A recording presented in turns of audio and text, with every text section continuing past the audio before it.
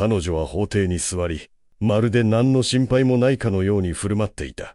陪審員に向かって笑みを浮かべ、冗談を交わすことさえあった。その表情からは、これが全て大きな誤解だと思っているような雰囲気さえ感じられた。彼女は自分が無実であり、夫を死に至らしめたのは秘密の恋人であって自分ではないと陪審員に語った。ヒューストンはライアンを殺す話をしましたか？何度もありました。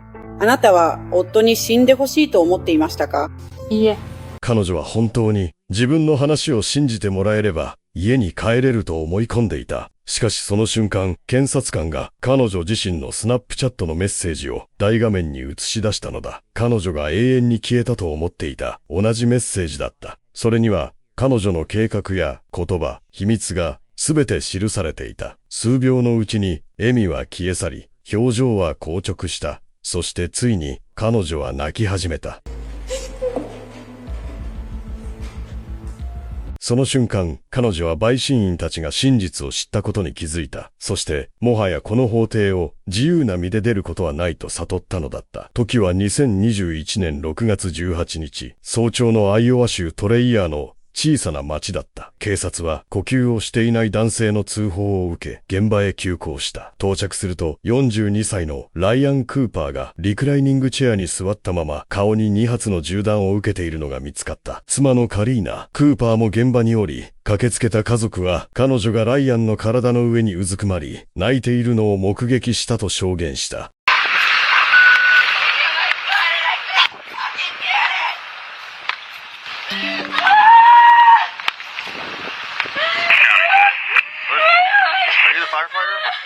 What happened? She said, Where is the ambulance? Where's the guy with the gunshot? My brother's in the living room. With the other deputy? Yeah. イエファあっという間に犯罪現場と話した。警察官たちは薬莢を回収し、足跡を確認し、すべての部屋を徹底的に捜索した。しかし、まだ彼らが気づいていなかったのは、本当の証拠がカリーナの携帯電話の中にあったという事実だった。カリーナは長年ライアンと結婚していたが、幸せとは言えない日々を過ごしていた。サロンで働く彼女は、客として訪れたヒューストン・ダンカと出会い、やがて2人は関係を持つようになった。単純な浮気ではなく、2人は将来の生活を計画していた。結婚、子供を持つこと、さらにには体外受診、IVF まで視野に入れた未来設計を話し合った。しかし、彼らの前には大きな障害があった。それはライアンだった。警察係ナト・ヒューストンのメッセージを調べば調べるほど、その内容はますます衝撃的なものとなった。事件の数時間前の夜、ヒューストンから送られたメッセージが全てを決定づける瞬間となる。薬莢のこと、絶対に忘れるな。もしもの場合は全て守る。それに対し、カリーナは即座に間違いなく 100% と返信した。そして、後に全てを変える一言が届く。検察側はこれを実行の合図として提示した。数ヶ月にわたり、捜査官たちは慎重に捜査を進めた。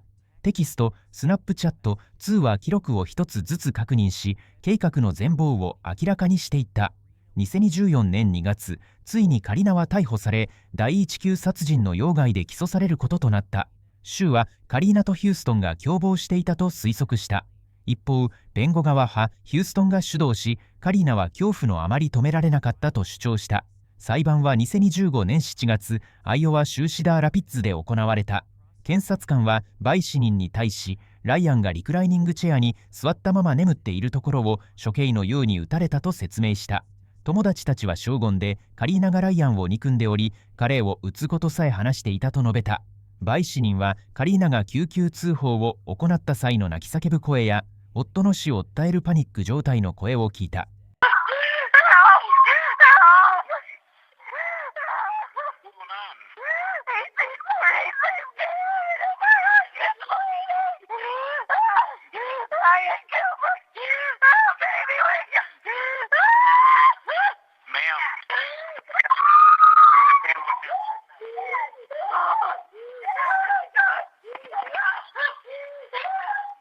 カリーナ派法廷で再びその内容を聞き涙を流した。しかし最も衝撃的な瞬間は州側がデジタル証拠を提示した時だった。彼女とヒューストンの間のすべてのテキスト、スナップチャット、計画が余るすところなく明らかにされたのだ。6月18日に見つけた最初のメッセージは何時ですか？午前3時31分です。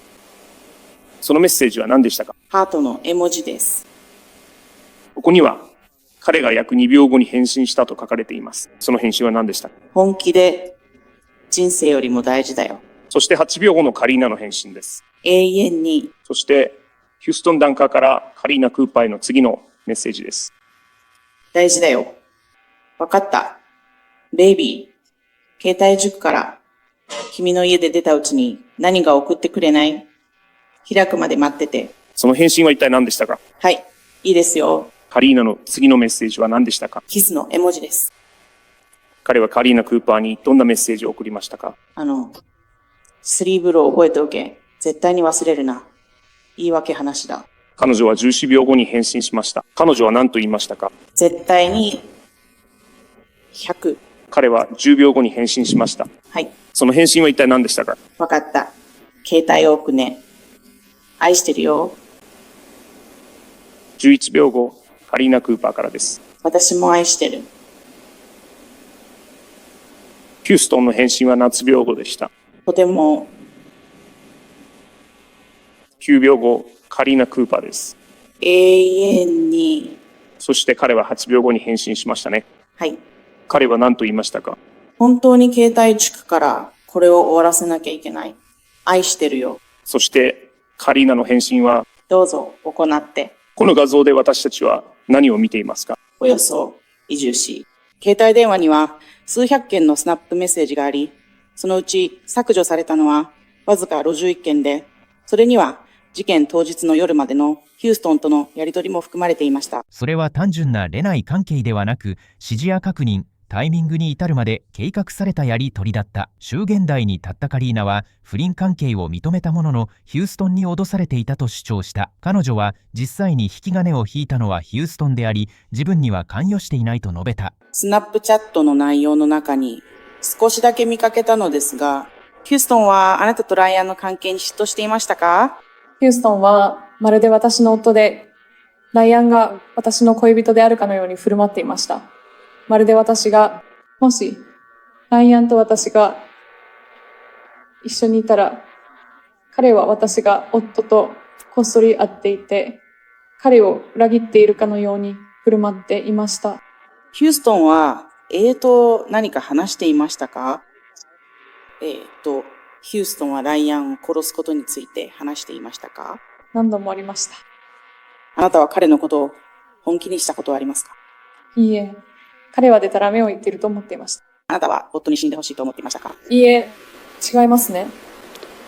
しかし反対尋問で検察官は彼女自身の言葉を突きつけた。ヒューストンへの約束、彼へとの未来を夢見た言葉、そしてあの一言のメッセージ池。その瞬間、彼女の自信は崩れ、涙が溢れ出した。陪審人たちが彼女の話を信じていないことは明白だった。明らかでした。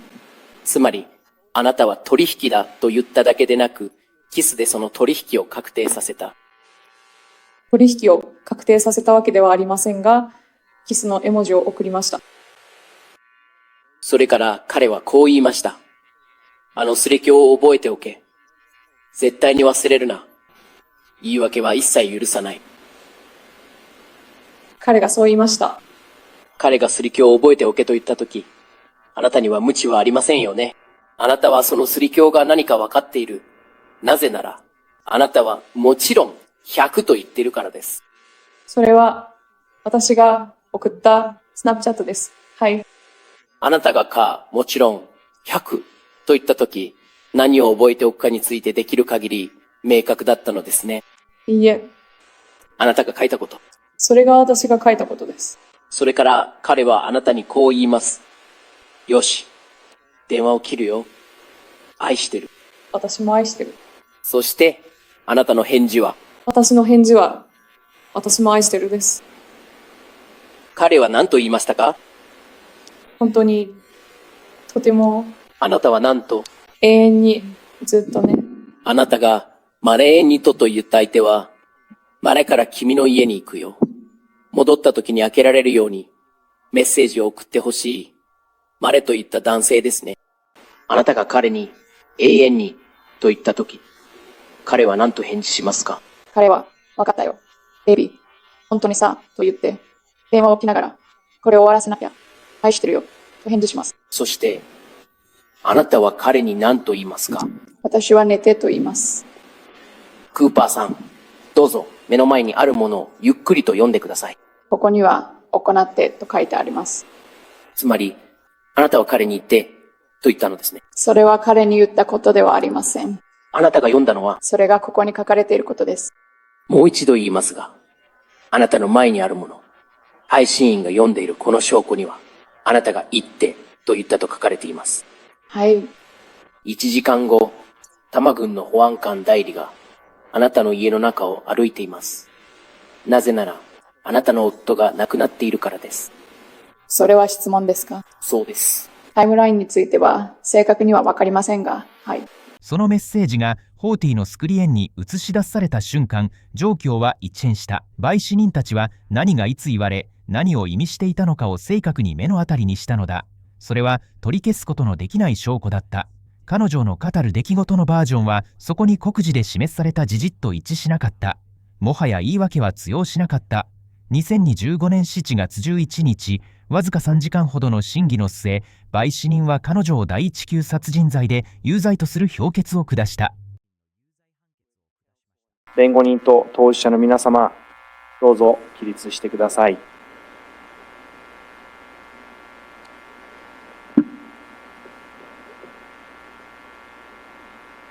それでは、評決書を受け取りました。評決書筆下について、私たち陪審員は、被告カリーナ・クーパーを2020年4月11日で第9殺人の罪で有罪と認めます。判決が読み上げられると、カリーナは涙を流し始めた。アイオワ州法では、これは仮釈放の可能性のない終身刑を意味する。検察側は常に彼女が単独で行動したのではないと主張していた。ヒューストン・ダンカも起訴され、2025年8月12日、裁判開始直前に彼は殺人幇助の罪で有罪を認めた。これは捜査当初から信じられていた通りの事実を裏付ける結果となった。二人は自分たちの言葉が暴くまで計画がうまくいくと思っていたのだ。カリーナは皆を出し抜けると考え、涙や魅力、嘘で売死人を説得できると思っていた。しかし彼女の運命を決定づけたのは探偵や証人ではなく自身のメッセージだった。一言行け、それだけで陪審員は理解し、彼女が二度と自由に家に帰れないことが確定した。さてここで皆さんに聞きたい。カリーナ・クーパーは冷酷で計算高い共謀者だったのか、それとも秘密の恋人に操られ圧力を受けた女性だったのか。下のコメント欄であなたの意見を聞かせてほしい。